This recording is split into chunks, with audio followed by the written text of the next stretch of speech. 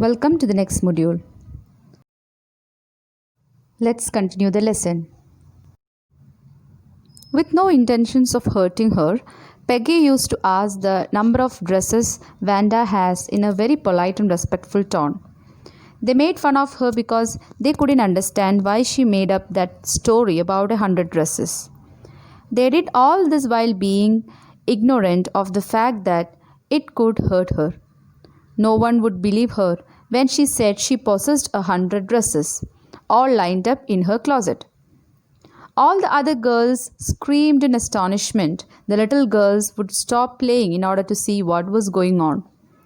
Vanda would affirm their queries that she had dresses made of velvet and silk too.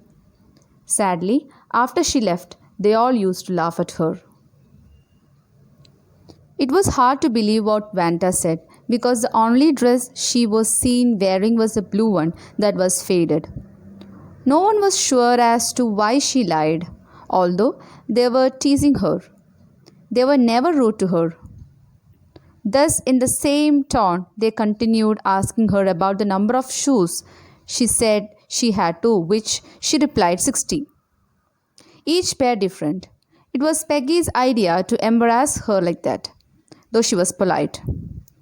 Peggy and Maddie, the inseparable friends, were the last ones to leave school, while Vanda would go back all alone with her dull eyes and behaved in a strange way. Peggy was not the mean girl she had been portrayed as until now. She saved kids from whoever was hurting them and couldn't stand animals getting badly treated.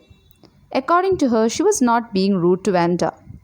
She thought it was very weird of Vanta to lie about the number of dresses she possessed. And if anything was weird, it was her name. No matter how much they teased Vanta, they never made her cry. In the next paragraph, we can see that Maddie did not like the idea of making fun of the number of clothes and accessories Vanda possessed. Not because she cared about her, but because she was poor herself.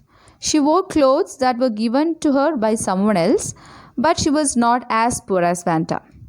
She did not live in Boggins Heights and did not even have a weird name. In the next paragraph, we can see that Maddie didn't feel very comfortable teasing Vanta, and when Peggy used to ask Vanta those questions, she would silently count the marbles in her hand, pretending to play with them. If the dress game had not been invented, Maddie would have never known about the very existence of Vanta. She felt uncomfortable not because she cared about Vanta, but because she was worried she could be next. Although she was not senseless enough to say she had 100 dresses, she still wished that Peggy did not tease Vanta. So in the last paragraph in page number 67, we can see that Vanta didn't come that day, and after having waited for her so long, Maddie and Peggy got late for school. Maddie was secretly happy that they could not get a chance to make fun of Vanta. She was lost in her own thoughts and couldn't study properly.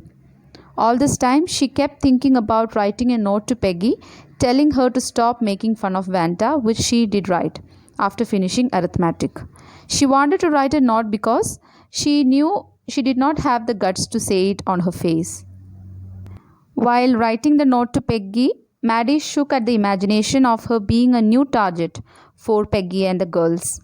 She was afraid that they would ask where she got that dress from, which was actually Peggy's.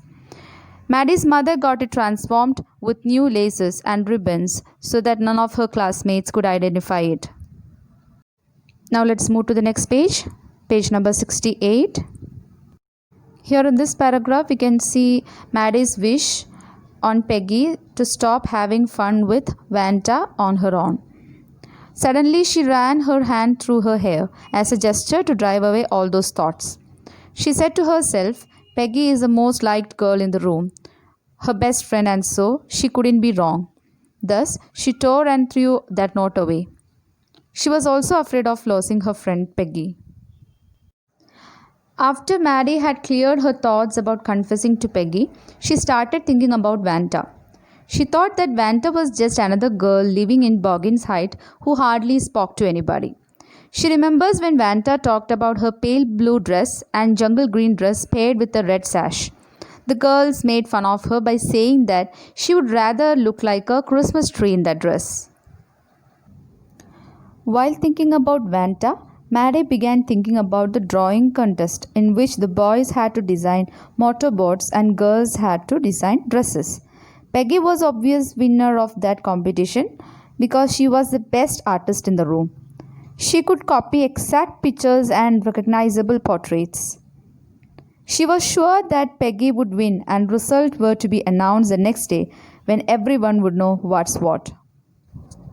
The day when the results were to be announced, it was raining lightly, and thus the two best friends ran quickly to school without waiting for Vanta.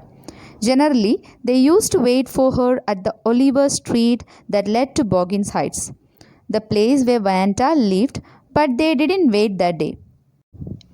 Even if it was not raining that day, they wouldn't have waited for her because the day was crucial as the results were to be announced. Let's continue the last part of the lesson in the next module.